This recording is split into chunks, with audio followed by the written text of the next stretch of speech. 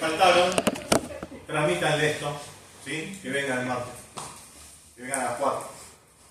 Bueno, seguimos con lo que arrancamos la clase pasada, que era la pequeña introducción al tema de polímeros. Y con Diego decimos pequeña porque recuerden, al igual que metales, al igual que quizás algo de maderas, estamos trabajando con un material y con una tecnología que es bastante compleja, es un mundo en sí misma. Ya de por sí, la primera tecnología que vamos a empezar a ver, que es la inyección, es un mundo dentro de un universo gigante, ¿sí? Así que nada, es como una pequeña introducción, lo más completa que creemos se pudo armar, ¿sí? Para que ustedes empiecen a comprender las ventajas, las desventajas y las características de una tecnología aplicada a un material que a nosotros la verdad que nos compete muchísimo como diseñadores, que es el plástico, ¿sí? Por todo lo que venimos hablando a nivel histórico en la clase pasada. Así que, no sé si recuerdan, había principalmente tres tipos o tres tipologías de plástico, ¿sí? Teníamos los termoplásticos, los termoestables y los elastómeros. Cada uno de ellos se divide básicamente, acuérdense, por el tipo de cadena que formaban, por las características, ¿sí? Por ejemplo, la maleabilidad, la función o no de poder reciclarse o de poder volver a deformarse, y también una gran división que pueden tener los termoplásticos de los termoestables principalmente, es el tipo de tecnología que podemos usar para transformarlos, ¿sí? Ahora vamos a empezar a ver, no son las mismas, hay algunas que son parecidas, pero hay tecnologías que solamente se aplican para los termoestables y otras para los termoplásticos.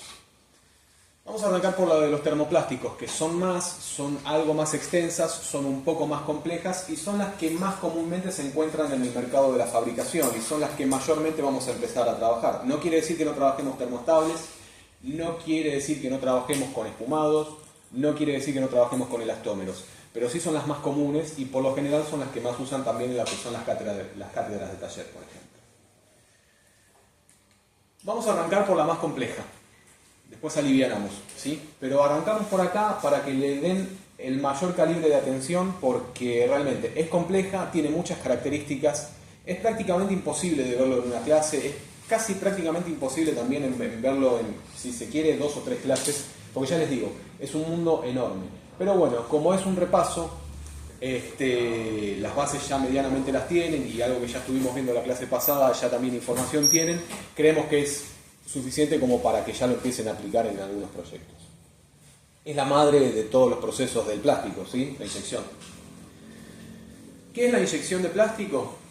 Es una tecnología que se utiliza para transformar un polímero mediante la acción de calor y presión, en donde el plástico pasa a estar de estado sólido a estado maleable, ¿sí? Cambia el estado, por medio de una máquina que es una inyectora esforzado a ingresar en las cavidades de algo que se llama matriz.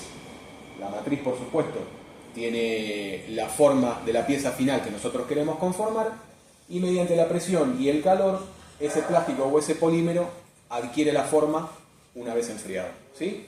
Creo que no es muy compleja la definición de inyección. ¿Hasta acá estamos claros? Bien. ¿Cuál es la finalidad de esta tecnología? Transformar un polímero mediante la acción de calor y presión en un molde cerrado. O sea, repite un poquito lo que es la descripción del proceso, ¿sí? ¿Qué puedo obtener yo con lo que es el proceso de inyección? No voy a decir que todo, porque después vamos a ver que hay restricciones, pero el mundo formal o la morfología, las características que yo puedo lograr con la inyección es prácticamente infinita.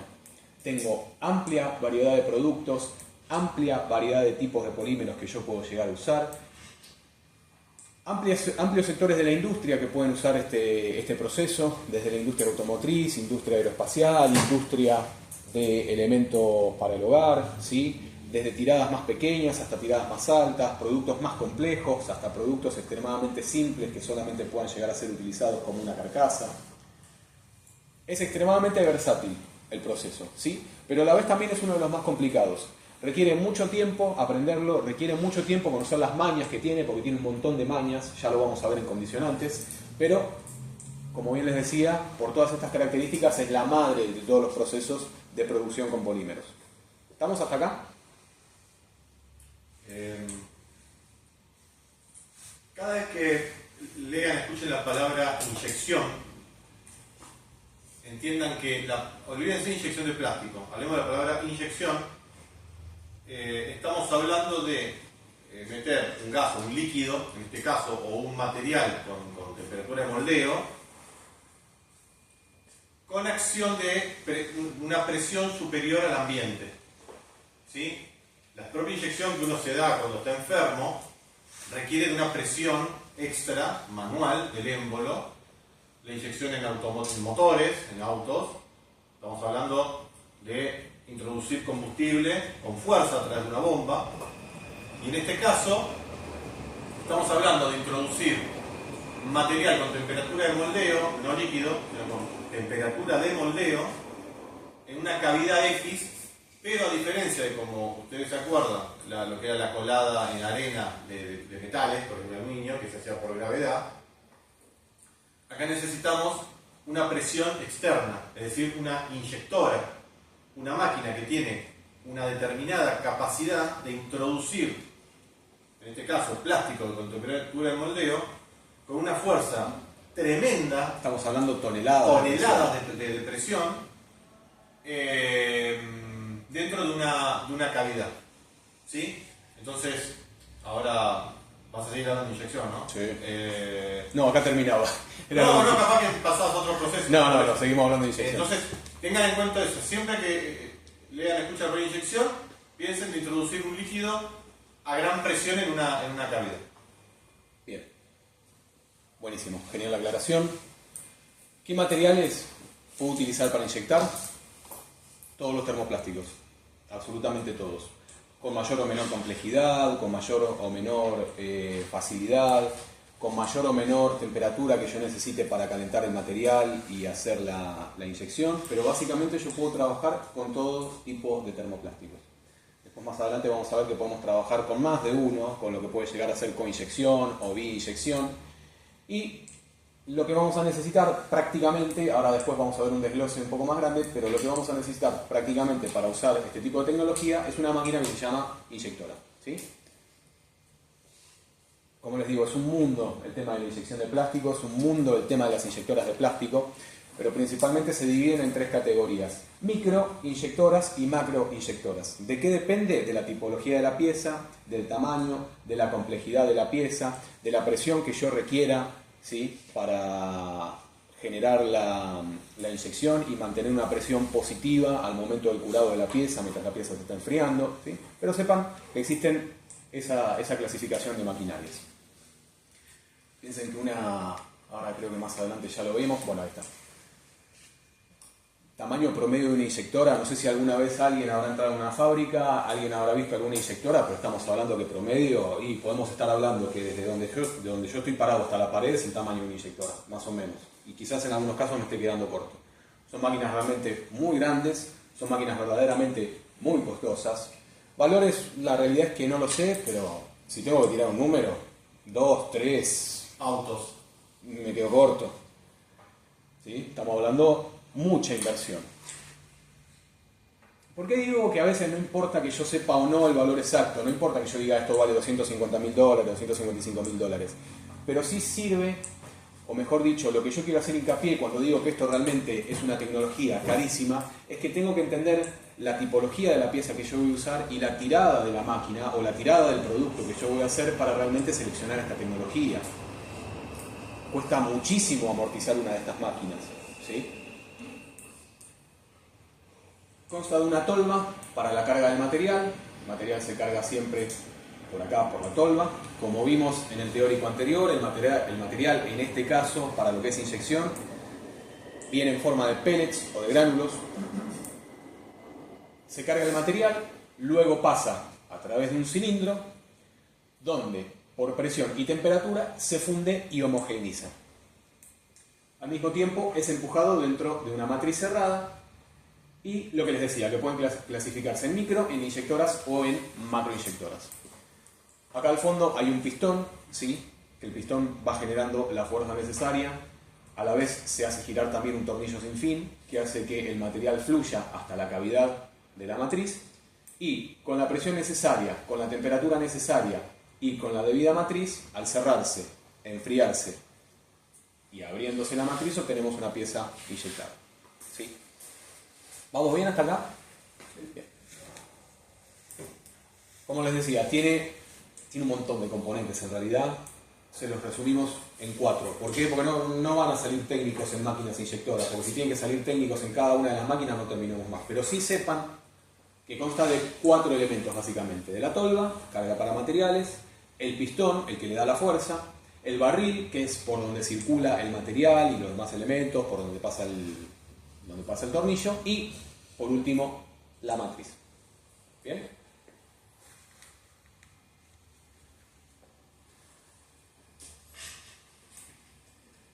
¿Cómo es el proceso de la inyección?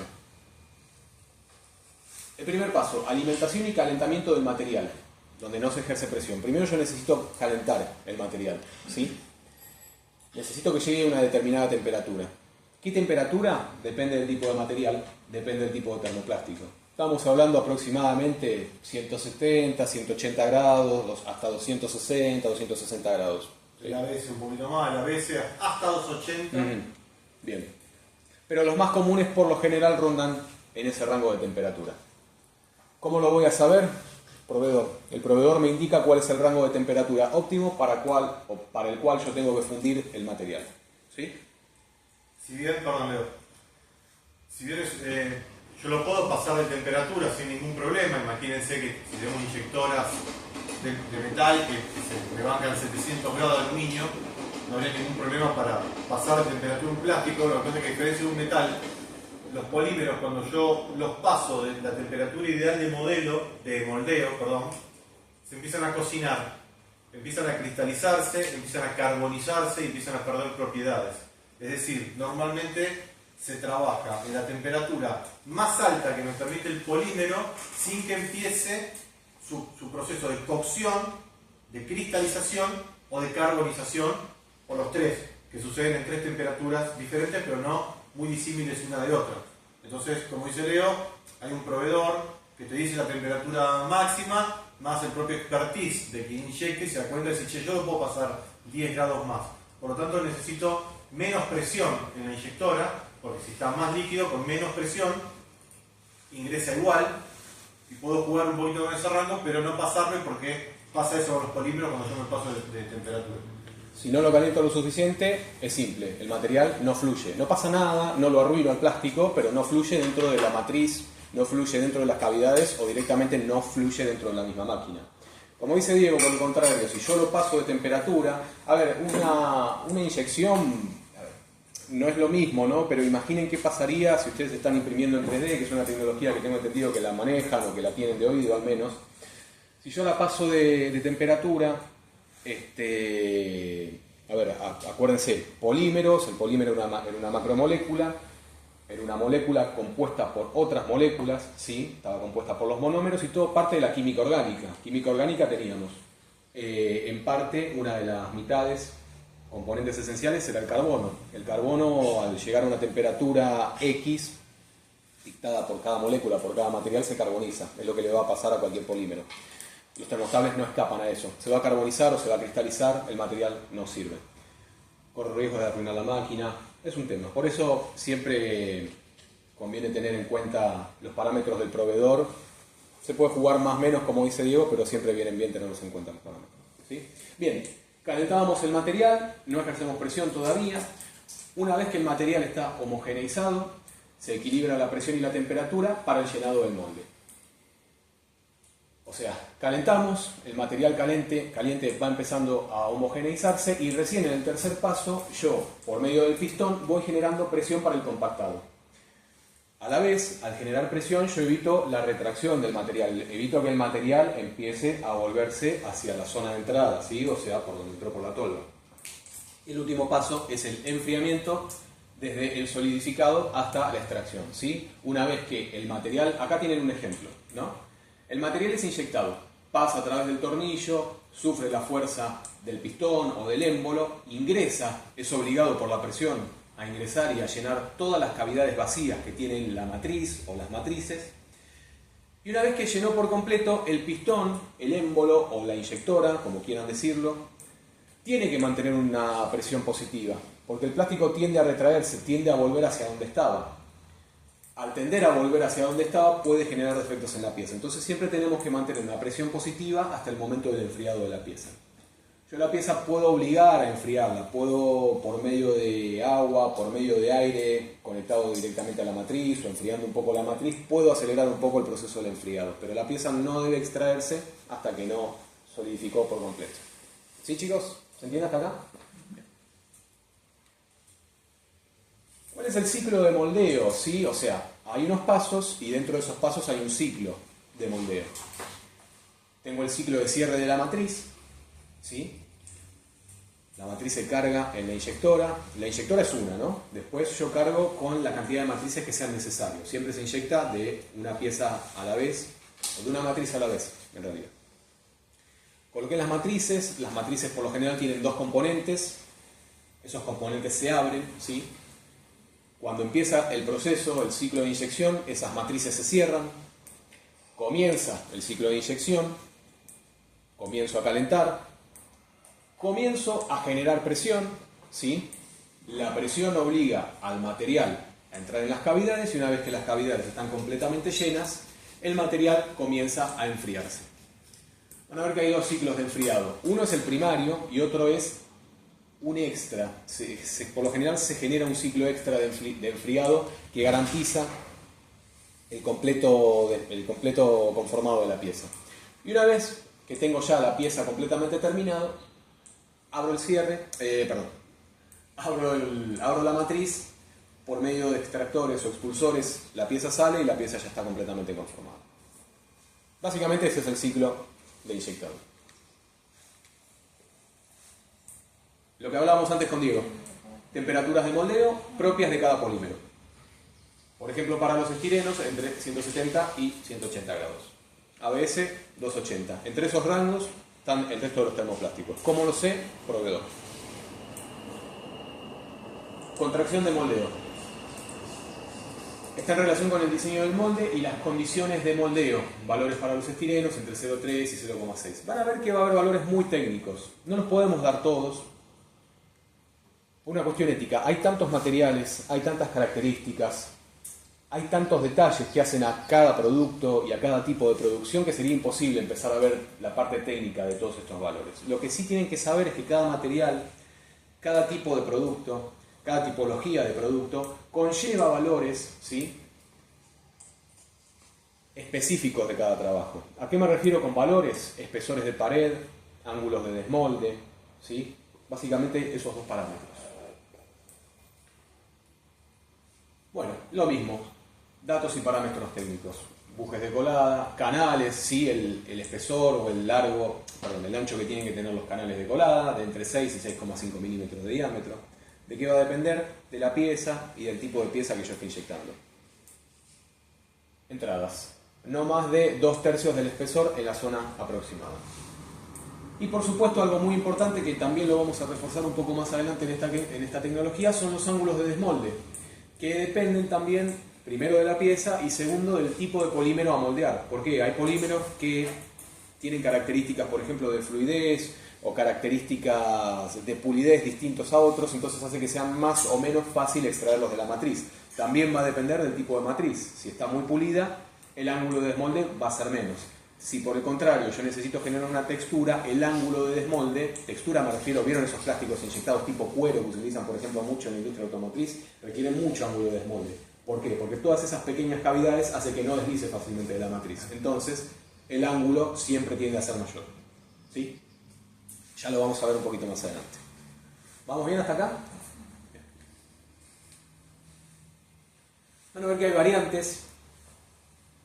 No son tan comunes las coinyecciones o las biinyecciones, pero sepan que se puede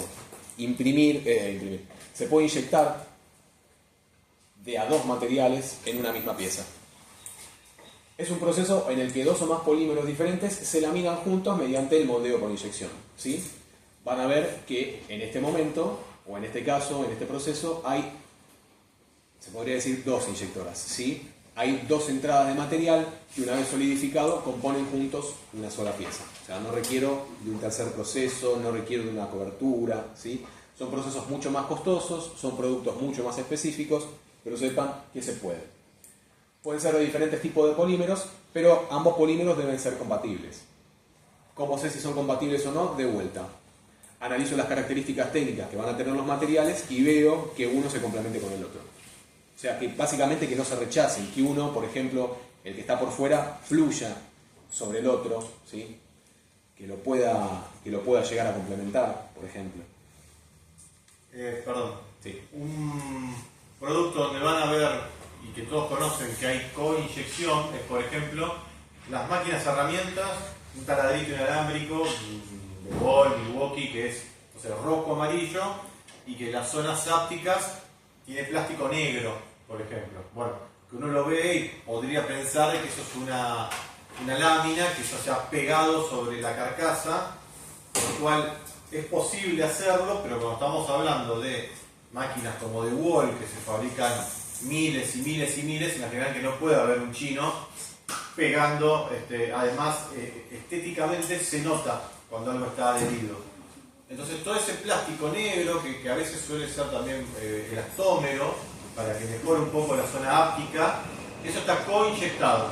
Se inyecta primero lo que es la carcasa, e inmediatamente después, estando la carcasa todavía caliente, se coinyecta la parte negra y cohesiona los dos polímeros, aunque uno es un elastómero, como dice Leo. ¿Son químicamente compatibles? Son químicamente compatibles. Y está la temperatura, con lo cual tenemos temperatura, tenemos presión, y nos pasa como cuando se nos pega el bife en la sartén. O sea, justamente por temperatura se adhiere. Y así van a haber un montón de productos que están coinyectados.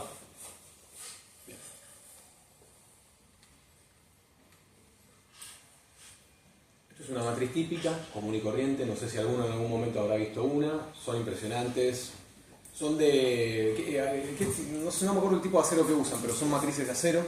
Sí, no son tan duras las de polímeros porque hay que mecanizarlas. Porque hay que mecanizarlas, pero nada, son impresionantes, la verdad. Son bastante complejas, ¿sí? Están compuestas por una cantidad enorme de piezas, ¿sí? Están compuestas por los portamoldes, tienen canales de refrigeración internos por donde, si necesito, puedo hacer que pase agua. ¿Para qué? Para enfriar más rápido o no la pieza. Tienen las guías para hacer que en cada ciclo de apertura y de cerrado las piezas de la matriz coincidan plenamente y no generen un desfase. A veces pasa, lo van a ver generalmente en líneas de matriz y demás, pero para evitar eso tengo las guías. Tengo incluido lo que pueden llegar a ser expulsores, pueden llegar a tener retráctiles. Retráctiles se utilizan cuando tengo una pieza con una morfología tan compleja que en dos piezas no va a desmoldar la pieza. Entonces el retráctil es un elemento que entra o sale, ¿sí?, a discreción para generar una cavidad, por ejemplo, para generar una morfología que rompa con esa morfología de desmolde. Entonces ese elemento de entrada y salida hace que yo pueda generarlo. ¿Se entiende más o menos hasta acá? ¿Se acuerdan el cuadrante pasado cuando hablábamos, por ejemplo, del moldeo en arena? Que colocábamos una pieza en el molde para generar los nollos. Claro, quería ver si se acordaban, pero me arruinaste el... Yo le iba a decir. Bueno. ¿Viste? Estudié. Estás aprendiendo. Lo que dice Leo es una especie de nollo, solamente que esto entra y sale de forma automática, no hay una persona con la mano poniéndolo. Pero sí se pueden hacer nollos, entre comillas, para, como dice Leo, cuando una pieza necesita que tenga un hueco o tiene una morfología que no sale en un golpe de inyección, aparece una vez que se cerró la matriz, se insertan estas piezas, se inyectan, salen las piezas, se abre la matriz y la pieza puede salir. Bien. Acuérdense, perdón, dos cosas. El material, el plástico dilata, ¿sí? Como la mayoría de los materiales, cuando está caliente se expande, no tanto como el metal, pero se expande. Cuando se enfría, contrae. Entonces, el tamaño de una carcasa que está calculado a la centésima de milímetro, porque imagínense un control remoto, las dos tapas, que yo hago tac y encaja, si yo tengo una décima de milímetro, eso no ocurre. o no encaja nunca o me queda, o hace ruido y queda suelto. Entonces las matrices, los matriceros obviamente, que hay gente que se dedica a eso, sabe qué tolerancia darle, porque sabe que una vez que esa pieza salga, se va a hacer más chica y se enfríe. Lo mismo, las inyectoras trabajan, como se denomina, a régimen. Es decir, cuando entramos a la mañana a la fábrica que inyecta y prendemos las inyectoras, tarda un tiempo lógico en que se caliente el horno, que es el elemento que va a hacer que el plástico vaya a temperatura de moldeo. También se precalienta a veces la matriz, a veces no es necesario precalentarla, porque la matriz empieza a calentarse con el mismo plástico. ¿Sí? Eso va a depender de la calidad final que nosotros queramos darle a las piezas también. Exactamente, el brillo. Tiene mucho que ver, la capacidad de los extractores de expulsar la pieza. Por lo tanto, las primeras piezas que se hacen cuando se inyecta se tiran, porque no están buenas, porque le falta temperatura, porque está pasado de temperatura, hasta que en un momento, en una determinada cantidad de ciclos de inyección, ya está a la temperatura que los ingenieros diseñaron la máquina para que trabaje a régimen. Es como el motor, que el motor trabaja a una temperatura que se llama régimen, que suelen ser más o menos 90 grados. Bueno, está hecho para que el motor trabaje a 90 grados. Menos temperatura no está cómodo, más temperatura tampoco. Acá ocurre lo mismo, ¿sí? Ese plástico normalmente se recicla, se peletea y se vuelve a usar porque no está quemado ni cristalizado. Exactamente. ¿Vamos bien hasta acá? Bien. Seguimos hablando un poco más de temperatura, la temperatura del molde. La alta temperatura reduce tensiones internas, produce superficies más brillantes, minimiza las líneas de unión y de fluencia del material. Las líneas de fluencia son esas líneas que van a encontrar en muchos de los productos que literalmente ven como si el material hubiera fluido. Betas. Son vetas que se encuentran. Imagínense que cuando las cavidades se van llenando, el material no entra de manera uniforme. El material agarra por el camino que le es más fácil entrar, ¿sí? Es como si fuera el agua, va a entrar siempre por donde le sea más fácil. Ahora, llega un momento que ese material entrando se encuentra. Ese encuentro puede generar líneas de fluencia, que dependiendo del tipo de producto pueden no importarme y las puedo dejar, o por todo el contrario, necesito un producto completamente estético porque es un producto de calidad y no me puedo permitir eso. Eso sucede cuando, por ejemplo, la temperatura del molde o la temperatura de la matriz es baja. ¿Por qué? Porque el material, a medida que va entrando, toca una matriz que no está en régimen o que no está a temperatura, se va enfriando, lógico, o sea, tengo 200 grados de material, 180 por ahí que esté la matriz, hay un enfrío, se enfría, ¿sí? Y eso genera, o puede llegar a generar, las líneas de unión y de fluencia. Baja temperatura, por el contrario, puede causar tensiones internas, disminuye el brillo de las superficies, produce líneas de unión más visibles y pueden acelerarse los ciclos de moldeo sin sacrificar el brillo y calidad, manteniendo las temperaturas distintas en las distintas partes del molde, por ejemplo, con la refrigeración de la matriz. Esto es por si yo quiero acelerar el proceso y necesito obtener una producción más rápida, yo puedo enfriar un poquito más la pieza, siempre entendiendo que puedo llegar a tener más consecuencias que trabajando por lo general con una matriz en caliente. ¿Sí? Diego, y en el desarrollo de la matriz se puede modificar cómo es el resultado de la fluencia o es solo según la temperatura. O sea, qué sé yo, que busque siempre expandir para afuera, por ejemplo, el plástico y no tenga un encuentro en el que... Podés, complejo, es más complejo, pero podés jugar un poco con lo que son los canales de colada, por ejemplo. De eso se encarga más igualmente un matricero. Claro. Es alguien que te va a decir, mirá que esta pieza, si vos le generás un solo canal, que en realidad ni siquiera lo vas a generar vos vas a ir con la pieza, ya una industria tiene su propio matricero, que es quien conoce verdaderamente y quien sabe dónde puede llegar a tener las líneas de fluencia, dónde puede haber un problema, dónde el material puede fluir bien o dónde no puede fluir bien, pero en respuesta lo que podés llegar a jugar un poquito es con el tema de, por ejemplo, los canales de colada de la pieza. El material influye mucho también, a veces el material, por ejemplo, si no sabes muy bien o es un material reciclado, también influye, pero más que nada podría jugar con lo que es el tema de los canales. Okay. No sé si hay alguna otra forma de reducirlo, creo que no, depende. No, es por los diámetros de entrada de canal, porque la presión dentro de la matriz es uniforme. Exactamente. Yo estoy metiendo presión a una cavidad hueca que tiene micro agujeritos para que me expulse el aire. Y como dijo Leo antes, el plástico va donde le conviene. La única forma es frenarlo durante décimas de segundo, porque la inyección es muy rápida. Sí. Hace psh, y se inyectó, ya está. No es un proceso que se va llenando, es un golpe. Entonces la única forma de frenarlo es, como decía Leo, con canales más chicos que haga que el plástico en principio me venga por acá y por acá me entre más lento. Eso es un cálculo de ingeniería que se hace. Claro, exactamente. Exactamente. Depende mucho del tipo de pieza también. A veces que por ahí no lo vas a poder evitar. Depende. Por eso les digo, chicos, que es un mundo que tiene muchas mañas, que requiere muchos años para aprenderlo, y que hay sectores en donde nosotros tampoco nos metemos tanto, que ya es más parte de lo que va a ser la parte productiva, la parte técnica, ¿sí? Son ellos más quienes se encargan de ciertos detalles. Sí tenemos que saber de esto. Nosotros vamos a hablar con matriceros. Tenemos que hablar el mismo idioma. El tipo sabe de matrices, nosotros sabemos de diseño. Pero tenemos que tener un idioma común y para eso es muy importante que ustedes sepan todo esto. Ustedes van a defender por qué le dieron determinado ángulo de desmolde. Ahora el tipo va a saber después cómo hacer para que tenga una determinada no fluencia.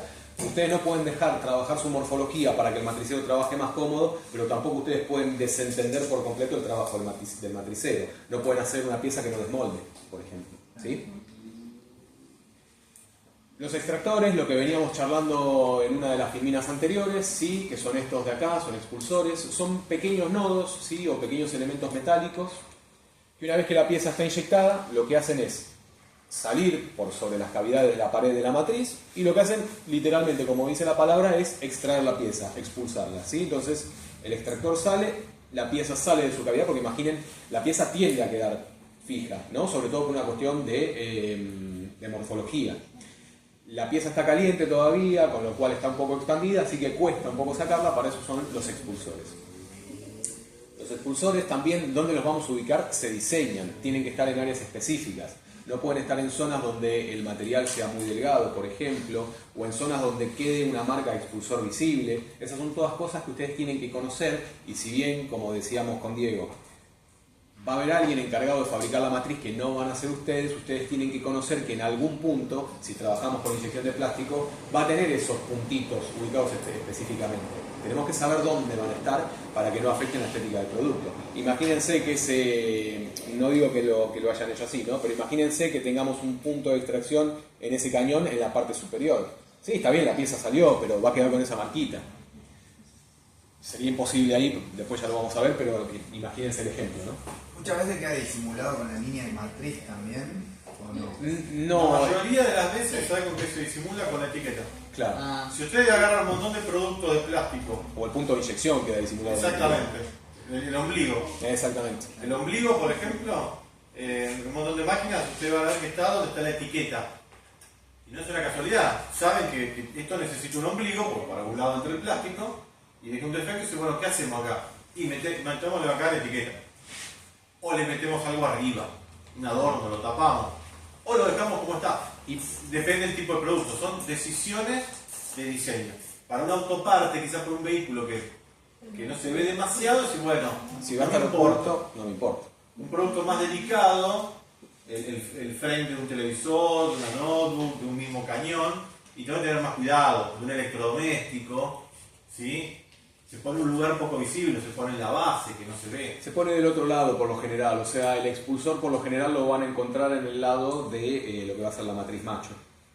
O sea, lo que va a generar la concavidad de la pieza. La cara mala. La cara mala, exactamente. La que va a estar tapada, la que tapa el paquete eléctrico, ¿sí? Entonces me evito de que queden visibles. Ahora, como dice Diego, si realmente no me importa porque va a ser una pieza, va a ser para una autoparte que queda oculta debajo de, no sé, en el vanomotor o queda oculta debajo de algún componente del torpedo, honestamente no me va a importar, ¿sí? Pero sepan que diseñamos sabiendo dónde van a estar las ubicaciones de eso. El proceso un poco ya lo habíamos visto, lo habíamos hablado. Este es un esquema sencillo, básico, en donde, acuérdense, el material, los gránulos de pellets o los pellets ingresan en la tolva, van calentándose por medio Por medio de un pistón se va generando presión, esa presión empuja el material es obligado a entrar en la cavidad y una vez enfriado retiro el material, ¿sí? Ténganlo en cuenta esto, analícenlo, véanlo, estudienlo, porque quizás pidamos algún esquema explicativo en lo que va a ser el parcial, ¿sí?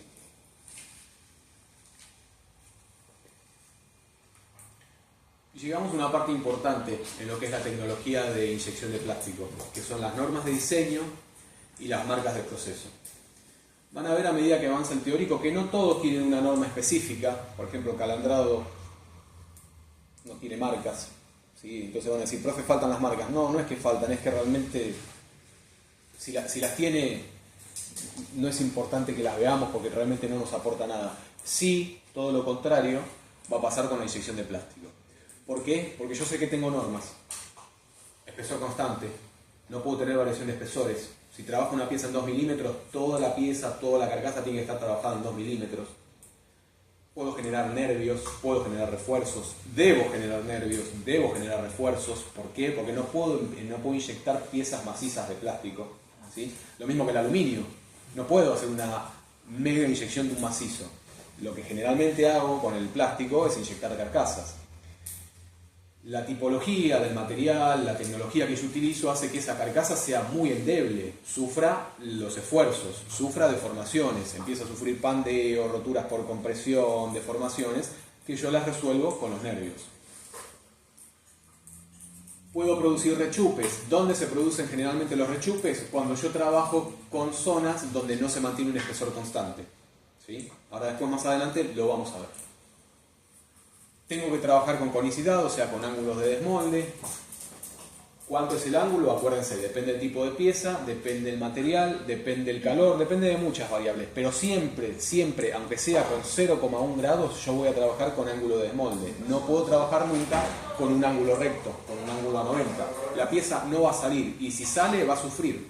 La voy a desgarrar, la voy a marcar, ¿sí? Entonces siempre, pero siempre con conicidad, con ángulo de desmolde. Lo que decía Diego, contracción, ¿sí?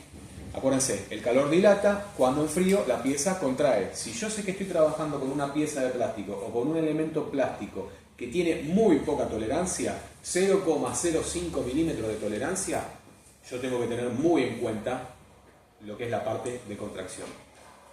Acá no van a estar solos, no es que tienen que averiguarlo, no es que tienen que encontrar una fórmula matemática. Acá simplemente van, hablan con un matricero, hablan con un ingeniero y ya les dice o les puede calcular lo que va a ser el tamaño final de la pieza, qué tamaño tiene que quedar, ¿sí? Pero sepan que siempre los plásticos contraen. A veces me importa, a veces realmente no me interesa. Siempre, pero siempre tengo que trabajar con redondeos, jamás puedo trabajar con aristas vivas, no puedo. Tengo que tener en cuenta qué acabado superficial quiero, lo que hablamos antes, lo puedo generar directamente desde el calor de la matriz, lo puedo generar directamente mecanizando la matriz, ¿sí? Tengo que tener en cuenta las entradas del material, tengo que tener en cuenta dónde cierra la matriz, ¿sí? Porque eso siempre, pero siempre, poco o mucho, depende del estado de la matriz, depende del desgaste y un montón de factores más, pero siempre voy a tener una línea de cierre, siempre. Tengo que diseñar dónde va a estar esa línea. Ahí sí entran ustedes como diseñadores. No es lo mismo que una línea. En este caso, por ejemplo, en el caso del proyector, si no me equivoco, tengo una línea acá en el costado. Ahora, imagínense, es una pieza de revolución. Podría haber caído en cualquier parte. Pero si hubiera caído por ahí arriba, y hubiera sido más feo. ¿Por qué? Porque es donde yo ataco directamente el producto. Y el producto viene con una línea en el medio, me hace un poco de ruido. Entonces ahí entran ustedes. No las voy a evitar, pero las puedo disimular. Refrigeración, hablando más técnicamente de las matrices, y la ubicación de los extractores. Siempre va a haber extractores, siempre.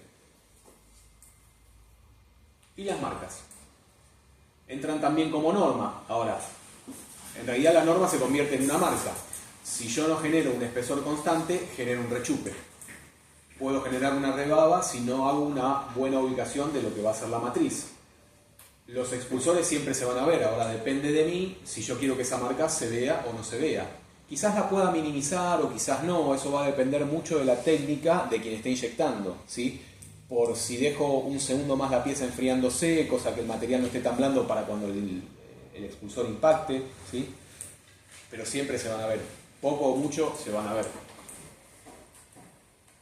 Siempre van a tener un punto de inyección, el ombligo que dice Diego. ¿Vieron las botellitas de PET, las botellitas de Coca-Cola de abajo que tienen como un saliente, tienen algo ahí medio que pincha? Ese es el punto de inyección. Siempre, todos los productos lo van a tener. Eso se corta, pero queda la marca. En ese caso, nadie la ve porque vos acabás de hacerlo para verlo, pero nadie da vuelta una botella a ver si tiene el punto de inyección. Ahora, este producto en algún lugar lo tiene, está disimulado, seguramente. Puedo tener falta de llenado, puedo tener las líneas de flujo, puedo tener deformación por expulsión y alabeo. Esto es cuando el material aún se encuentra en una temperatura que cuando yo trato de tocarlo puede sufrir alguna deformación porque no volvió completamente al estado sólido. Y bueno, existen otras marcas, pero principalmente las marcas de proceso, las más importantes en el proceso de inyección, van a ser estas. ¿Algo que me estoy olvidando por ahora? No, a tener en cuenta algo que mencionaste son los rechupes. Los rechupes son algo no inevitable, pero muy complejo de poder evitar cuando yo tengo espesores constantes, ¿no es cierto? Y justamente agarré esta Bic porque me acuerdo cuando era estudiante, empezamos a dar rechupe y empezamos a buscar, y me acuerdo que las lapiceras Bic en esta zona de acá tenía varios rechupes, justo acá donde termina el cantito y empieza la parte, no sé cómo se llama esto, porque claro, en esta parte tenía un poco más de plástico, era un poco más grueso. Y recién estaba mirando este y ya no lo tiene, evidentemente lo solucionaron de alguna forma, ¿no? Con tecnología, con expertise. Esto es un elemento totalmente descartable que realmente a nadie le importa si tiene o no tiene un rechupe. Después, lo que son las líneas de cierre de matriz, que son coincidentes con, lo veíamos el cuatrimestre pasado, con las inyecciones de aluminio, por ejemplo, que tienen la línea de cierre de matriz. La línea va a existir siempre porque el cierre de dos matrices nunca puede ser perfecto. Nunca. Y estamos hablando de presiones tan altas, que cualquier micro rendija, el plástico se mete ahí. Donde encuentra un lugar se mete. Cuando las matrices empiezan a envejecer y se empiezan a usar, imagínense que eso cierra, abre todo el tiempo, se empieza a generar algo de juego y los cierres de matriz, las líneas de cierre de matriz, se empiezan a notar un poco más. Porque como dije antes, las presiones son tremendas. Cuando era estudiante, no, ya empezaba a ser ayudante alumno. Un profesor que tenía que trabajar en La Plata, en Cosuol, que es una empresa que fabrica autopartes en La Plata, me invitó a que conozca la empresa. Inyectaban piezas de autopartes para automotor. Tenía que ser un mundo de inyectoras, ¿no? Y me llamó mucho la atención que estas inyectoras normalmente tienen dos puertas, dos pórticos, que se cierran y que tiene sensores, y que si esas puertas están abiertas, la inyectora no funciona. Es por seguridad. Entonces, lo que me llamó la atención era que donde estaba la línea de impresora, habían puesto una caja de vidrio, una caja de madera, perdón, con una tapa de vidrio de acrílico, y adentro de la caja había una pistola. Interpreto que era de plástico, obviamente, pero había un arma, una pistola. Y un cartel, que eso se hizo poner el dueño, el viejo, un genio, que lo conocí, que decía que en caso de accidente con la inyectora, rompiera el cristal, tomara el arma, apuntara a la cabeza y disparara. Porque estaban inyectando a 2000 bar de presión. Un bar es 1 kilo por centímetro cuadrado, así que imagínense 2 toneladas apoyadas en 1 centímetro, así, de presión. Un plástico que estaba a 250 grados de temperatura. El agua hierve a 100 grados. Imagínense quemarse con agua. Bueno, el plástico es más del doble de temperatura disparado a presión. O sea, esas puertas estaban justamente porque si la matriz cierra mal, porque se enfrió un plástico, porque falló cualquier mecanismo, y uno no observa que cerró mal, porque puede haber cerrado mal y quedar medio milímetro abierta. Se rompió una corredera, no te diste cuenta, medio milímetro, que es inobservable al ojo, y toda esa inyección de plástico a 250 grados, a 2000 kilos por centímetro, sale disparada para donde está el operario. Con lo cual, ¿por qué el tipo había hecho esa broma? Pero porque estaba cansado y los operarios bloqueaban los sistemas de seguridad para trabajar con puertas abiertas porque era medio un garrón, era una paja, cerrar la puerta, abrirla, y bueno, con un laburo repetitivo los tipos desbloqueaban los sistemas y laburaban con puertas abiertas, con lo cual, imagínense que era un peligro constante. Entonces relacionen siempre esto, la enorme presión que hay adentro de una matriz que está inyectando plástico, ¿no? Por eso lo de las líneas de inyección. Bien. Hablamos de los espesores, acuérdense, tienen que ser constantes. Aproximadamente estamos trabajando con estos rangos. Puede haber excepciones a la regla, pero siempre estamos trabajando entre 1 y 3 milímetros y medio en lo que es inyección. Acuérdense, caso contrario puede generar deformaciones. Si yo me paso de espesores, imagínense, el plástico tiende a enfriarse, ¿no? Y va haciendo un enfriado de lo que es la parte externa hacia la interna, ¿no? Entonces puede haber diferencias en el régimen de enfriado, lo que me puede generar un montón de consecuencias. Me puede generar, por ejemplo, los rechupes, puede generar quiebres, puede generar que yo extraiga una pieza que no está completamente enfriada. Entonces siempre trabajo aproximadamente entre estos rangos, ¿sí? ¿En qué incide el espesor del plástico a inyectar? En el peso, en la longitud del flujo alcanzable en el molde, ¿sí? Menos espesor, más espesor, un poco más de fluidez, menos espesor, un poco menos de fluidez, en la rigidez de la pieza, por supuesto, y en la calidad en términos de aspecto superficial, deformaciones, etc.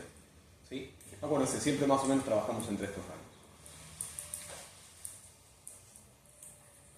Acuérdense, trabajamos siempre con espesores constantes, trabajamos siempre con curvaturas, y acá hay un caso de ejemplo que es interesante. Acá yo trabajé con una curvatura, pero perdí el espesor. No tengo un espesor constante, con lo cual siempre que estoy trabajando tengo que contemplar los radios, tanto externos como los radios internos. ¿Sí? Acá tengo dos radios, está bien, listo, saqué la pieza, pero son distintos, ¿sí? O sea, está bien que sean distintos, pero no están... sí, no... digamos que no tienen una tangencia específica que me permita garantizar la uniformidad del espesor. Si yo mido de acá a acá tengo un espesor, de acá a acá tengo que tener el mismo, pero si yo mido la diagonalidad que tengo hacia un centro, es distinta. Esta pieza va a tener un problema en esa zona. Acá tengo una pieza que contiene los radios, contiene ese radio que necesito para el desmolde, que necesito para que la pieza salga como corresponde, y además el radio mantiene la uniformidad del espesor, ¿sí? Acuérdense. Espesores constantes. Y acá ya estamos hablando de condicionantes, ¿sí? Estos son normas que ustedes tienen que conocer al momento de diseñar con plásticos. No es fácil diseñar con plásticos al momento de usar la tecnología de inyección, ¿sí? No es tan fácil como decir, voy a usar inyección y listo. Esto requiere expertise, requiere muchísimo plano técnico, requiere mucho feedback con gente que conozca el tema, por ejemplo, de matricerías, de temperaturas, de tipo de plásticos, ¿sí? No es al azar que usamos esta tecnología. Y acuérdense lo que dijimos al principio, las matrices valen fortuna. Las matrices valen fortuna, las inyectoras valen fortuna.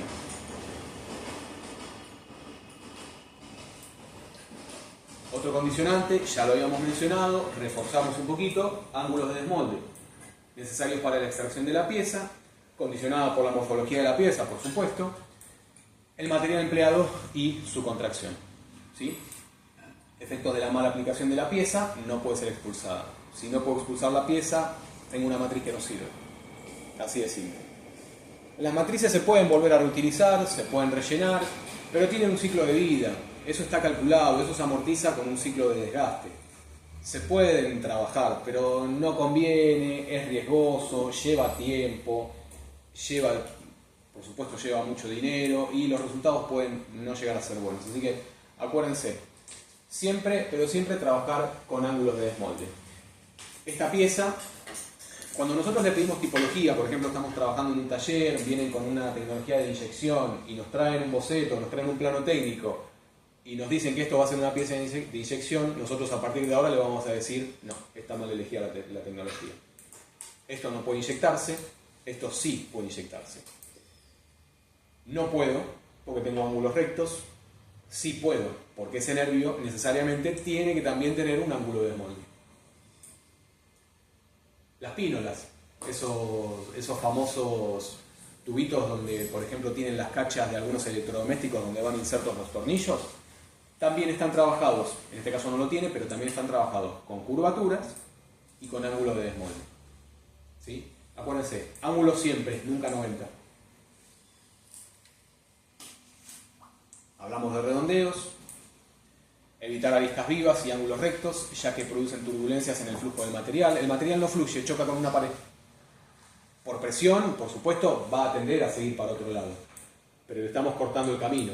La fluencia es distinta si tengo un radio de curvatura que si tengo un choque con una pared y lo tengo que forzar a ir para otro lado. Además de que va a tener problemas de desmolde, esta arista, si yo la genero muy recta, siempre va a tender a quebrarse. Entonces, acuérdense, siempre trabajo con redondeo. ¿Cuánto? Depende del tipo de pieza que yo estoy trabajando, depende de la morfología, depende de la comunicación del producto y también va a depender del tipo de material y del tipo de temperatura que yo necesite darle. Y los famosos rechupes, que es el hundimiento en la superficie de la pieza provocado por un exceso de material. Donde yo tengo exceso voy a tener rechupe. Por eso la importancia de una de las primeras normas y de las más importantes, que es la de los espesores constantes. No puedo trabajar en 1 milímetro y una pared de 2 milímetros. No puedo. Pasa esto. La pieza está oculta, no me importa. Vaya y pase. Pero por lo general estamos hablando de carcaceríos, de piezas que tienen un nivel de estética bastante interesante o bastante importante. Entonces siempre tenemos que tener en cuenta el espesor para evitar este problema de los rechupes. Algo que estaba pensando cuando hablábamos de rechupes y de refuerzos, y me vas a decir, bueno, pero cuando genero un refuerzo, cuando genero un nervio, inevitablemente en algún momento tengo un espesor distinto, tengo un cambio. Entonces, ¿siempre voy a tener un rechupe donde yo tengo un nervio, donde yo generé una pared interna o algo? No, no necesariamente. Acá aparece la amiga, nuestra amiga la matemática o nuestra amiga, o siempre nos valemos de algún cálculo, en donde podemos evitar esos rechupes en base a esos nervios. No, la verdad es que no voy a perder tiempo en explicar este cálculo, simplemente sepan que existen determinadas formas para que yo pueda generar un espesor de pared constante, un refuerzo y pueda evitar el rechupe. ¿Sí? Que en este caso es trabajar la diametralidad del espesor de la pared en relación con el tamaño y el espesor del refuerzo. ¿Sí? ¿Alguna consulta hasta acá?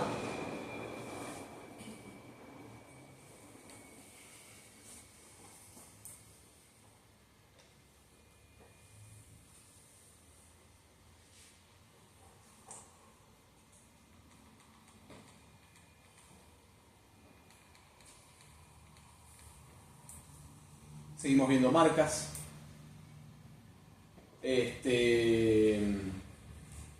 Bueno, esto podría ser tranquilamente una continuación de lo que veníamos viendo en normas de diseño y marcas de proceso. ¿Sí? Las marcas de expulsores, los puntos de inyección, falta de llenado, líneas de flujo. ¿Sí? Esta la voy a pasar un poco más rápido porque va de la mano con la anterior.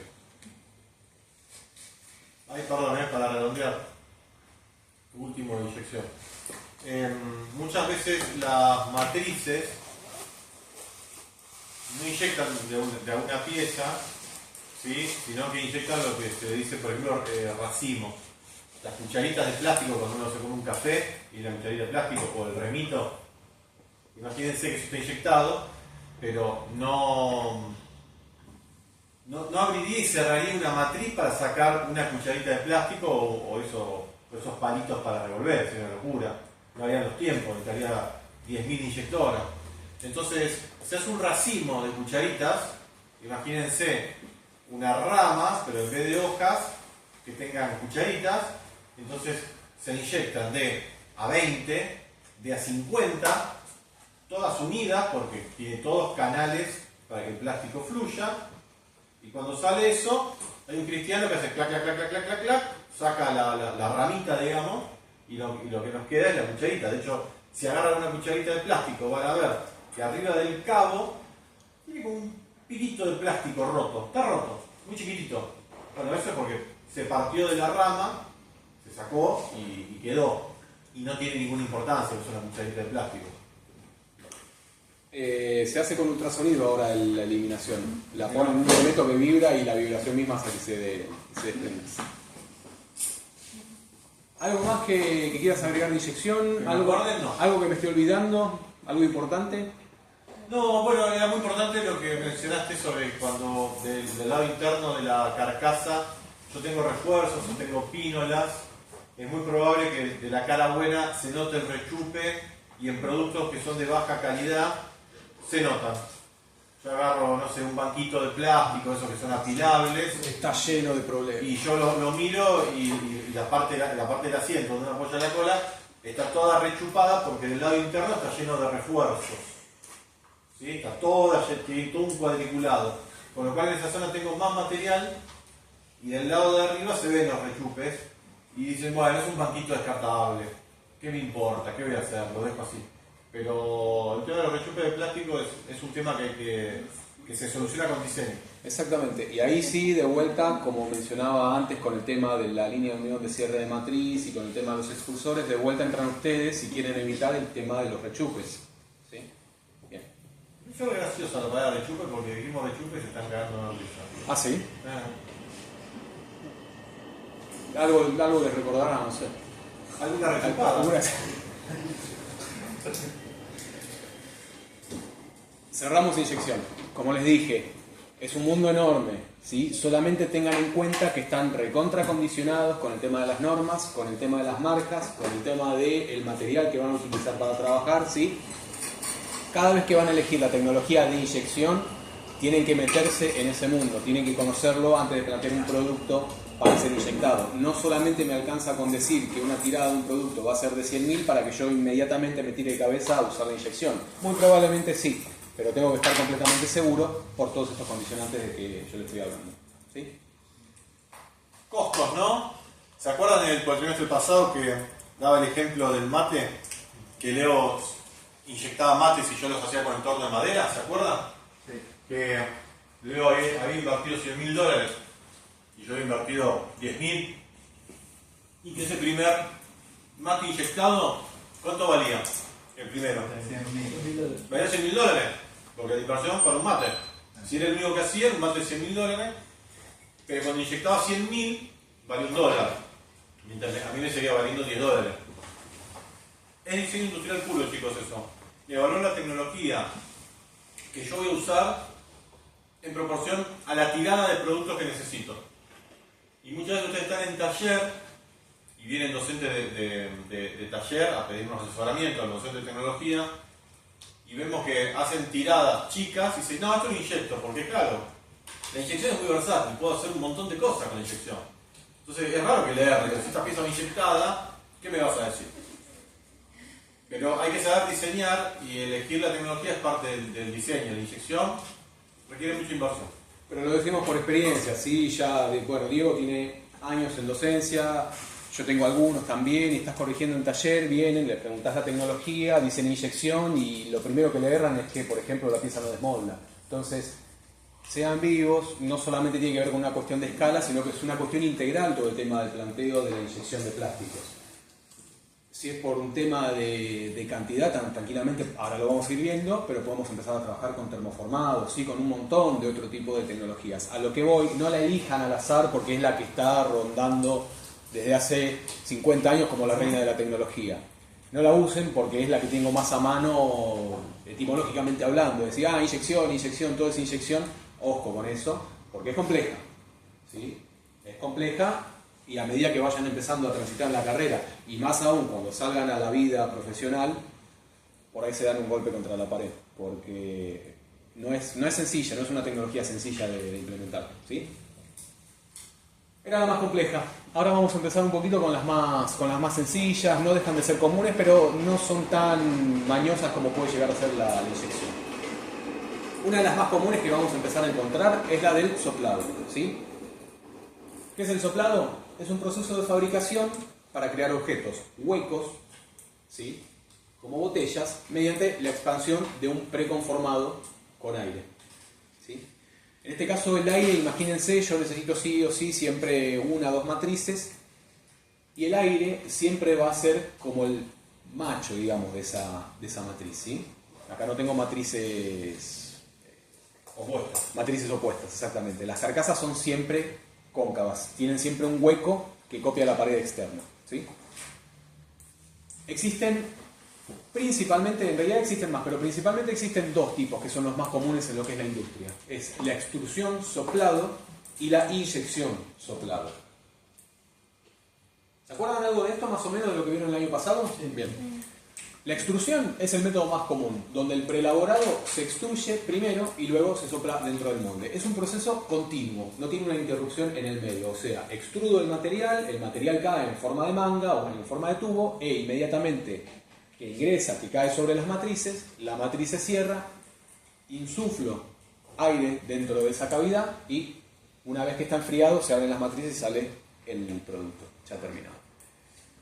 Por el contrario, la inyección soplado se utiliza para producir objetos huecos de paredes finas, como botellas pequeñas y envases médicos, mediante moldeo por inyección como primer paso, o sea, obtengo una preforma inyectada, y luego pasa al soplado con aire caliente.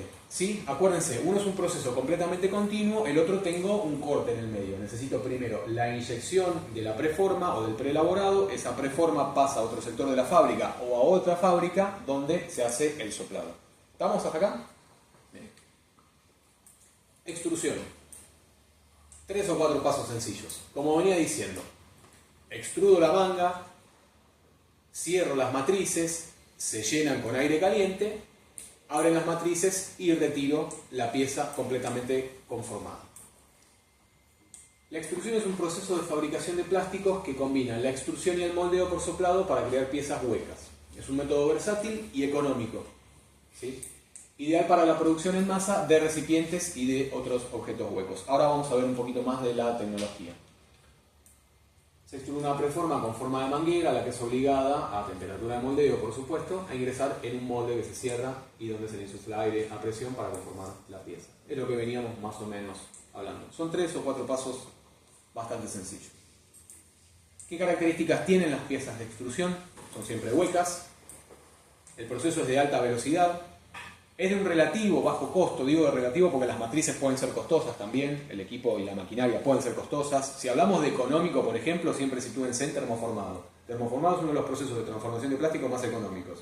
El más caro, la inyección, por excelencia. Y algo en el medio puede empezar a aparecer la extrusión. Es más económico que la inyección, pero no es de los más económicos tampoco, ¿sí?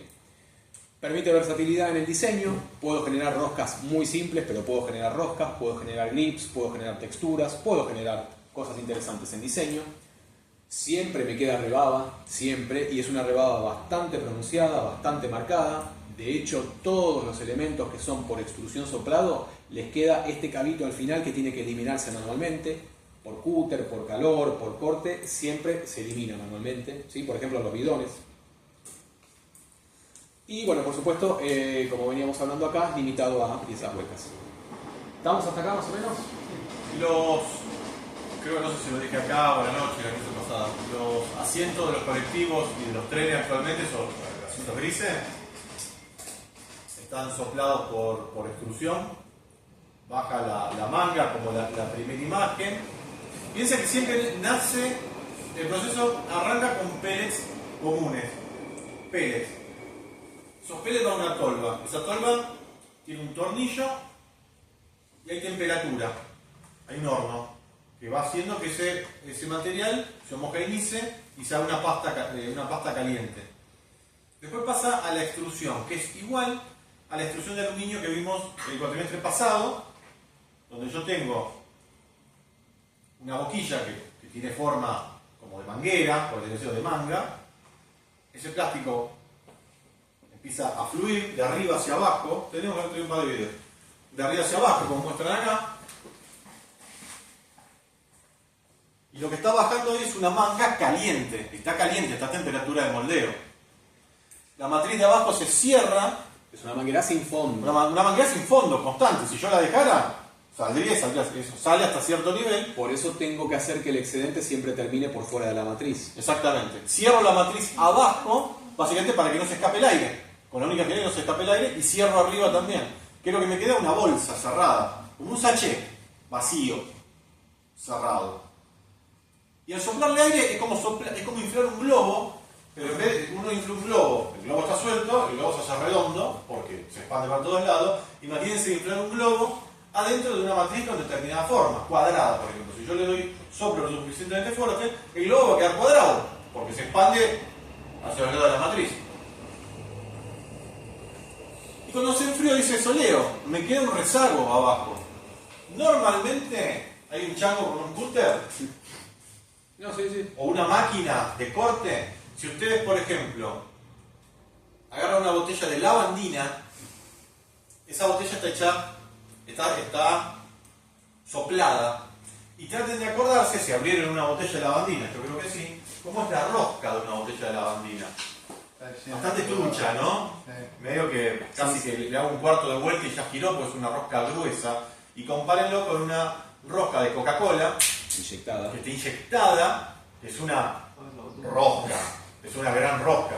Una botella de lavandina, yo medio que la aprieto y la tapa sale volando, porque la rosca no tiene sustancia, y además es una rosca hueca.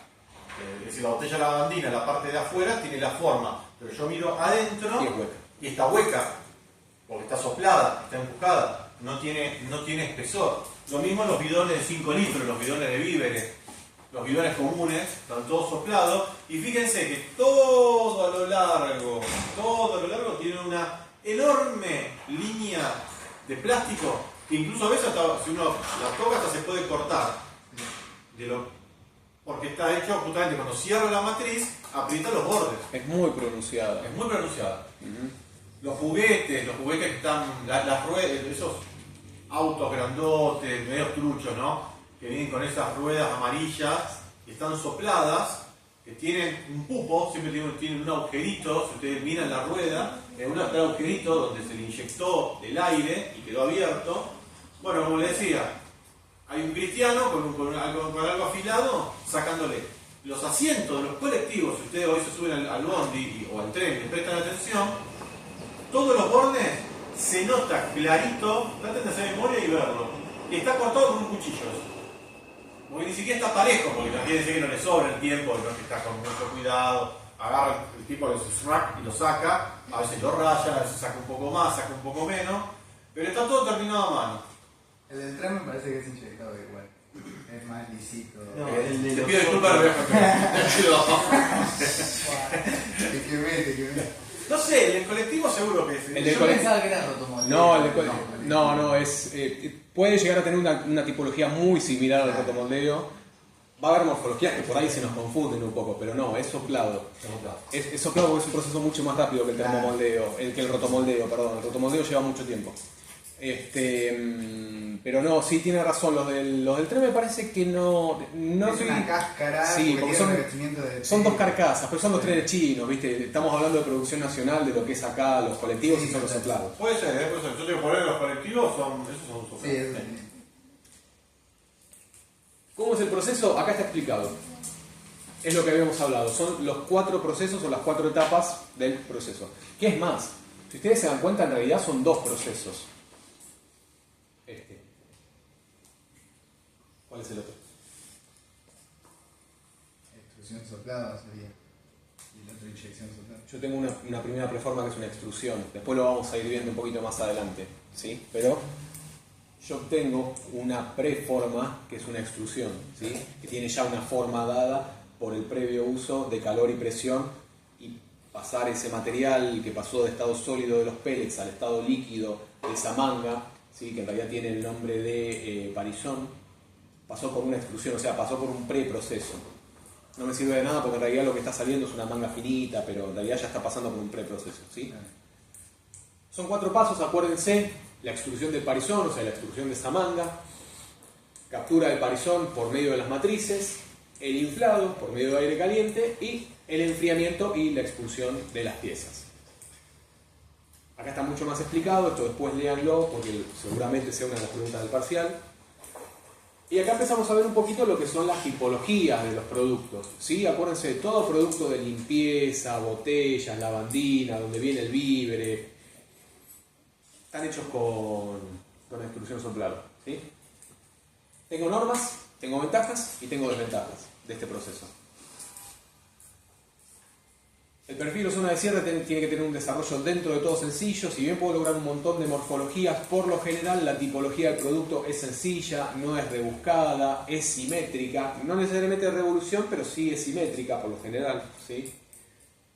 Pueden moldearse roscas simples, lo que decía muy bien Diego. Una diferencia enorme con lo que es inyección soplado de lo que es extrusión soplado es que puedo generar una rosca, pero esa rosca no va a poder garantizarme nada, por ejemplo. ¿A qué me refiero con que no me garantiza nada? No puedo generar un sellado extremo, como sí podría generar con una rosca inyectada, por ejemplo. Perdón, Leo, Sí. muchas veces la tapa es inyectada, ¿no? Que es la tapa inyectada y Sí. el envase Sí. soplado. Sí. La Sí, tapa es inyectada. es inyectada, no se puede soplar Claro. porque no es hueca. Porque es Tenés una cuestión dimensional, la tapa tendría que ser muy grande como para poder soplarla y no cumpliría tampoco una función. Entonces, lo que pierdo extrudando y soplando lo gano un poquito con la inyección de la tapa, entonces genera un poquito más de refuerzo con eso. Pero sí, las tapas siempre son inyectadas. No hay control dimensional, ¿sí? Esto es porque el aire se inyecta, ahora por ahí no inyecta lo mismo al principio que al final, o al final tengo más presión de aire que al principio, entonces no voy a tener nunca una uniformidad de espesores. ¿Me interesa? No. No para la tipología de producto con la cual yo voy a pensar la tecnología o el uso de la tecnología, ¿sí? Al fin y al cabo lo que más me interesa es la cara superficial, no la cara interna. Si yo esto lo cortara y lo analizara con un microscopio, van a ver que las paredes en realidad tienen como cierta curvatura, no son estables dimensionalmente, digamos, ¿sí? En el caso de frascos, botellas y otros contenedores deben cuidarse los hombros, ¿sí? Y el espesor de zonas de mayor estiramiento. Hombros se refieren a estas partes en donde el material tiene que sufrir sí o sí un estiramiento, en donde el aire, una vez que es forzado a ingresar e inyecto en lo que es las cavidades de las matrices, el material no tiende a trabajar siempre de la misma forma. Va a haber lugares en donde tenga más presión, donde tenga menos presión y en donde sufra estiramiento, y otros donde, por el contrario, no sufre estiramiento, sino que va a sufrir aglomeración de material. Entonces, esto es importante conocerlo también. Puedo soplar asas o manijas. Estos son los tipos más comunes de termoplásticos con los que yo puedo utilizar la tecnología, que son el polietileno, el PVC, el PET y el polipropileno. Fíjense que ya no estamos hablando de todos los termoplásticos, estamos hablando de 4 en este caso, ¿sí? Hay 3 que estoy descartando ya prácticamente. Y tengo ventajas: media alta producción, baja inversión inicial con respecto, por ejemplo, a la inyección. Y las desventajas, que son dentro de todo una limitación formal. Siempre me van a quedar líneas de rebaba que siempre voy a tener que eliminar, sobre todo la línea de abajo, la línea de cierre. Acuérdense, yo estoy trabajando con un preelaborado que no tiene fondo, con lo cual ese fondo yo lo genero por medio de la presión del cierre de las matrices. O sea, siempre me queda ese piquito ahí que tengo que eliminar. Lo mismo con las rebabas. Descontrol de espesores y una terminación que suele ser medio imperfecta, que si la vemos en criollo la vemos como media trucha, como que es un plástico medio berreta. Es la clásica terminación de la extrusión soplada. Y después está la prima hermana, que es la inyección soplada. Ya vimos inyección, vimos las características de la inyección. Y en este caso, la inyección... Perdón, déjame acotar algo. Sí. No todos los plásticos se pueden soplar. Los plásticos rígidos no son aptos para soplar. ABS no lo puedo soplar. El plástico que más van a ver, que son las botellas de lavandina, las botellas de víveres, todo eso es polietileno de alta densidad. Lo van a encontrar como HDPE, o sea, High Density Polyethylene, Exactamente. que es el polietileno de alta densidad. Se estira muy fácil, es muy dócil. Si yo lo caliento, hago así, y se estira, y no se rompe. A diferencia del plástico como el ABS, que es muy duro, que si yo lo quisiera soplar y hacer una manga, apenas me cambia un poco la temperatura, en vez de soplarlo y amoldarse, se parte. no tengo ganas de amoldarme, es un plástico que no se amolda, es medio rebelde, no se amolda fácil, como si es el polietileno. Bien. Pasamos al otro que era la inyección. Acuérdense, ¿cuál era la principal diferencia? Tenía extrusión e inyección y después, en ambos casos, el soplado. En la extrusión se extrude una manga, en la inyección inyecta una preforma, ¿sí? Para luego soplarlo. La inyección soplado es un proceso de fabricación de plásticos que combina la preinyección, ¿sí? Yo obtengo una preforma en un molde para luego ser moldeada por soplado para crear objetos huecos, ¿sí? Siempre voy a estar trabajando también con objetos huecos. Los pasos del proceso son más o menos los mismos. La única diferencia va a ser que yo no extrudo directamente esa manga, sino que yo ya la obtengo, la coloco dentro de la matriz. Es una matriz doblemente abierta, ¿sí? Genera la forma. Por medio de la inyección de aire, del soplado de aire caliente, el aire caliente, valga la redundancia, calienta la preforma empieza a cambiar de estado y la presión y el aire hace que copien las formas del molde, ¿sí? Esta está reducida básicamente en los tres pasos, que son la preinyección, el soplado y el desmolde.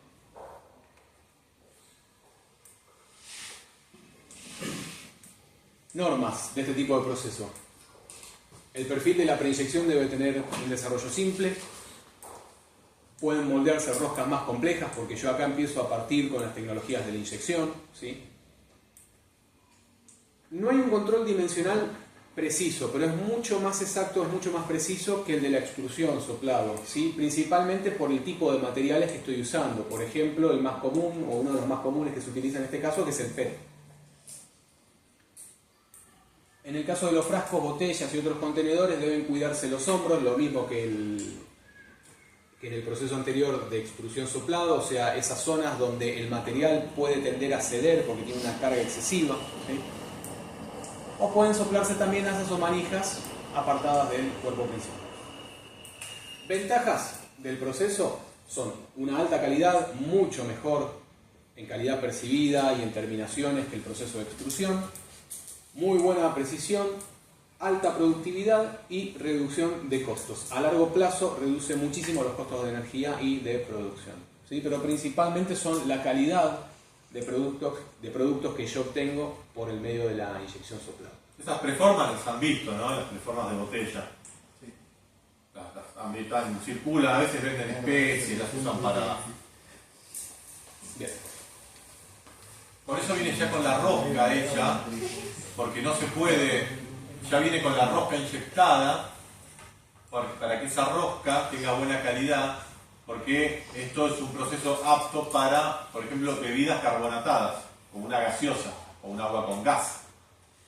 Cuando tengo gas adentro y lo quisiera poner adentro de una botella soplada, como una botella de lavandina, el gas no me dura nada, simplemente por la misma presión me hace volar la tapa.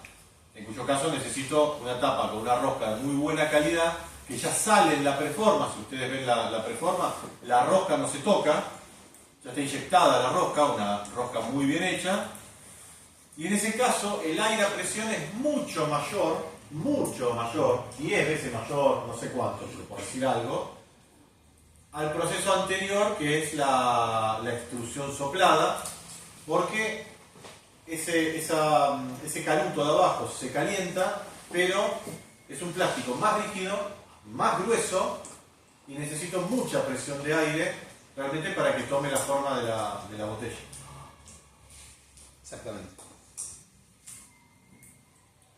Este es un cuadrito que les hicimos con Diego que les va a venir bien al momento de comparar ambas tecnologías. Tiene características tanto de una como de otra, ¿sí? Estamos hablando de aplicaciones, precisión y si tiene o no el punto de inyección. Por ejemplo, en la inyección las piezas finales conservan el punto, lo van a ver, por ejemplo, acuérdense en las botellas de Coca-Cola, de agua, de gaseosa, las van a ver abajo. El soplado no tiene punto de inyección porque no se inyecta, directamente se extruda, pero sí, por ejemplo, como característica va a tener las líneas fuertes de uniones de matriz. No es que la botella no las tenga, simplemente se pierden, son más imperceptibles. La inyección permite tener objetos más precisos, ¿sí? Tanto dimensionalmente como morfológicamente hablando, no tanto en el soplado. Y en aplicación, la inyección es usada para artículos que requieren alta calidad, como botellas para productos médicos o cosméticos, o en este caso las bebidas carbonatadas. No quiero que se escape el gas. En productos médicos no quiero que ingrese nada al contenido del envase. Y el soplado más común para envases de gran volumen, como botellas de, por ejemplo, detergente, como botellas de lavandina, como las botellas de algunos jabón para la ropa. ¿Sí? ¿Estamos hasta acá más o menos? Bien. Esta tecnología me parece espectacular porque se pueden lograr un montón de formas, queda siempre medio rezagada y es bastante interesante. Es interesante porque es sencilla. Ella es un termoformado, ¿no? ¿Cuál, perdón? Donde va el control remoto, Exactamente. Retrucho, ¿no? Pero es un termoformado. Bueno, ¿quieren pasando este? El termoformado de plásticos es un proceso de fabricación que consiste en calentar una lámina. Yo siempre parto con un preelaborado. Acuérdense de los 4 materiales básicos que vimos en la clase pasada. Teníamos los pellets, las resinas, había uno más dando vuelta por ahí, que ya se me va a venir el nombre, y los polvos, gracias, los polvos para moldeo, y los preelaborados. En el caso de los preelaborados, nos sirven para esto, para el termoformado, por ejemplo, ¿sí? Conseguimos planchas o láminas de plástico para termoformar. ¿En qué consiste esto? Consiste en calentar una lámina, un preelaborado de plástico, hasta que se vuelve flexible, se vuelve maleable, para luego darle una forma específica mediante un molde y mediante la acción de vacío. Si yo tengo que generar ese vacío, por eso también se lo conoce como vacuum forming. Vacuum en inglés es vacío. Una vez que el plástico se enfría y se endurece, conserva la forma del molde. Finalmente se recorta el exceso de material para obtener una pieza terminada. Sí. Este es de esos procesos que pueden servir para los termoformados, o sea, para los termoformados también, ¿no? No. Tipo las resinas y eso, ¿no? No, porque esto se hace... Está bien la pregunta. Sí. Porque esto se hace en un molde. La diferencia es que las resinas vienen en polvo con algún aglutinante, eso se llena un molde y eso endurece. Hacé de cuenta que fuera cemento. Ponele, luego metés adentro un molde, metés cemento y después te queda, bueno, algo así. Acá, eso es un proceso que, a diferencia de los anteriores, que era, ¿recuerdan la diferencia entre conformación y transformación? Sí. ¿No era lo mismo en el cuatrimestre pasado? Bueno, este es un proceso de transformación, pues yo ya, esto nace, ese plastiquito que justamente tenés ahí en la mano, eso es una plancha de plástico. Yo ya la hice con un proceso previo, se recorta la misma plancha de plástico y se le cambia la forma. Pero necesito que sea un termoplástico para que la temperatura se amolde a la matriz. Igual la pregunta está buena porque hay procesos de transformación de los termoestables que pueden llegar a confundirse por esto, pero la esencia es completamente distinta. Igual acordate, una de las características que tenían todos los plásticos termoplásticos es que se podían volver a retrabajar, o sea, yo por medio de la aplicación de calor los puedo volver a deformar para obtener una nueva forma. ¿Cuántas veces? No es infinito, pero una X cantidad de veces yo los puedo transformar. Ahora, acordate, como bien dice Diego, yo acá estoy transformando una lámina preelaborada, o sea, le estoy dando una nueva forma. Quiere decir que si yo esto lo vuelvo a calentar, le puedo volver a dar otra forma también tranquilamente. Volviendo a cuando era docente de la ex materia, elementos de física, química y matemática, este proceso es un proceso físico porque involucra temperatura. O sea, el calor es un fenómeno físico. En los termoestables, el proceso de transformación es químico, porque la polimerización es un proceso químico. ¿Sí? El endurecimiento es un proceso químico. Puedo tener la física también en los termoestables, pero si no tengo la química, si no polimeriza, no hay producto, no hay reacción, no hay nada. O sea, lo puedo comprimir, por ejemplo, ahí tengo la parte física, le puedo dar un poco de calor, ahí tengo la parte física, pero si no tengo el reactivo, no tengo producto. Entonces, no, esto es específicamente para los termoplásticos, siempre. Las valijas, los carrión, lo que se sube al avión, eso está todo hecho con... Son 2 capas, como un huevo Kinder separando partes, así, como un huevo de Pascua. Y está hecho por termoformado, eso no está inyectado, no está soplado, no está mecanizado obviamente. es una plancha de plástico caliente que baja completa y tiene una matriz abajo con la forma de media varija, se recorta todo el sobrante y se vincula con la otra. Eso también, ¿no? No, No. pero es muy buena la pregunta. Entonces. Está lleno de reels de las valijas. No, porque fíjate la línea de costura que tiene en el borde. Está inyectado. Está inyectado eso. No, eso está inyectado. Y fíjense que tiene esa textura de piel que decía Leo, y obviamente esta textura de piel está en la matriz. Pero esto está inyectado. Teníamos que ver cómo está adentro, tendría que desarmarlo. Habría que desarmarla, pero igual tiene una lógica que esté inyectada. Fíjate cuántas sillas, no me acuerdo quién fue el productor. Fíjate cuántas sillas hay acá. Esto es un lote de una partida de X y X y X cantidad de sillas. Acá sí se justificaba la inyección. Ojo, no quiere decir que no tenga una morfología que pueda ser aplicable al termoformado. De hecho, podría ser tranquilamente un termoformado. Pero acá jugó, por ejemplo, el costo-beneficio. Yo puedo invertir en una inyectora, puedo invertir en una matriz porque necesito hacer 1.000.000 de esas sillas en muy poco tiempo. El termoformado lleva mucho tiempo, mucho más tiempo que el de la inyección. Si estamos hablando de segundos, ¿la vas a desarmar?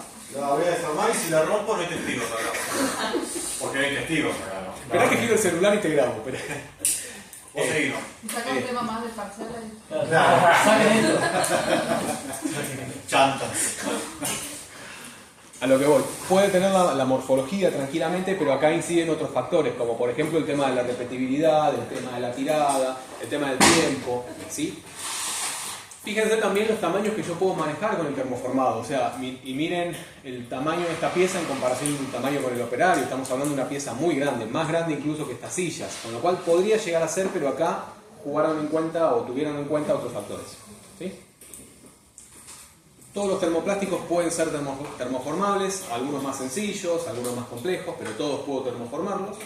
Y las ventajas del proceso son series de fabricación muy flexibles, no tengo mucha inversión en material, no tengo mucha inversión en matricería, posibilidad de realizar series de prueba con una inversión mínima. Eso, chicos. Yo, por ejemplo, quiero decir, bueno, voy a plantear la tecnología del termoformado, me puedo equivocar, entre comillas, con alguna generación de algún modelado o con lo que sea, porque es muy fácil modificarlo. Básicamente, ¿por qué? Porque ahora vamos a ver, la matriz la puedo hacer con casi cualquier cosa. La puedo hacer de madera, la puedo hacer de metal también si quiero, pero las matrices y los materiales para probarlo son económicos. Inversiones en herramental bastante bajas, ¿sí?, comparados con otros procesos, y posibilidad de automatización de la línea para acortar los ciclos. Independientemente de todo esto, siempre va a tener algún trabajo manual, como por ejemplo la extracción y como por ejemplo la eliminación de rebabas o recortes que no puede hacer por completo el proceso del termoformado. Perdón, es una pausa. Van a prestar atención a un par de cosas. Inyección. Después la arreglamos. Cara buena, la que nos interesa. Cara mala no le importa a nadie, esto va dentro de algo, no me interesa el acabado. Entonces, comparen cómo es una cara buena con la cara donde pegó el plato. Pásenlo y vean, por ejemplo, dónde están los extractores. Esto es donde golpea, esto quedando caliente, hay que sacarlo de la matriz. Tengo extractores donde golpea y marca, porque esto todavía está caliente. Y fíjense un detalle, que rodeando cada extractor está como rayado. Eso es una moladora. Eso es una moladora. El tipo que trabajó en la matriz le cambió algo le cambió, agarró, o sea, no es una moladora, ¿no? Amoló la matriz, la moló, la rayó y esas rayaduras copió el plástico. Fíjense que esto tiene refuerzos donde los tiene que tener, porque si no esto sería gruesísimo. Por ejemplo, en los agujeros tiene refuerzos laterales acá donde apriete para que esto no se parta. Estoy 90% seguro que el cambio de temperatura, de brillo que hay acá, es por temperatura. El plástico acá en el medio entró muy caliente y fue perdiendo un poco de temperatura y acá se abrillantó. Una de las formas de hacer carcasas muy brillantes es con la temperatura, es una alta temperatura, regulada como siempre, y la alta temperatura genera brillantez. Entonces, este manchón que ven acá es la entrada, porque este es el ombligo, acá se inyectó el plástico, y fíjense que acá alrededor está brillante por la alta temperatura y esa brillantez se fue apagando. Y vean las marcas del amolado, quizás haya algo más interesante, estoy viendo, o no. Muchas veces van a encontrar como si fuera el camino de una mechita, eso es el mecanizado de la propia matriz, que depende de la cara que nosotros estemos trabajando, nos va a interesar o no. Observen estos refuerzos de acá, que adentro de los refuerzos también está marcado, se ve una moladora recta o un mini torno. Estuvieron trabajando, el tipo con la matriz estuvo trabajando y la marcó. Mientras Leo sigue, préstenle atención a esos detalles, porque hay cosas estas que quizás entre el parcial, quizás le entreguemos una pieza y nos tengan que hablar un poco de esa pieza. Bien. Seguido. ¿Cómo es el proceso del termoformado? Es sencillo, son 3 o 4 pasos. El primero es la sujeción de la lámina en lo que vamos a conocer como marco Escuchen, chicos, por favor. de sujeción, ¿sí? Esa lámina luego tiene que pasar por un proceso de calentamiento. Le tenemos que dar X temperatura. ¿Qué temperatura? La que me indique el material para que pueda llegar a cambiar su estado. Una vez que el material alcanza esa temperatura adecuada, esa temperatura régimen, ¿sí? Lo que tenemos que hacer es apoyarlo sobre la matriz. Puede ser una matriz macho, puede ser una matriz hembra, puede ser abierta, puede ser cerrada, no pasa nada. Una vez que la apoyamos, se genera una succión.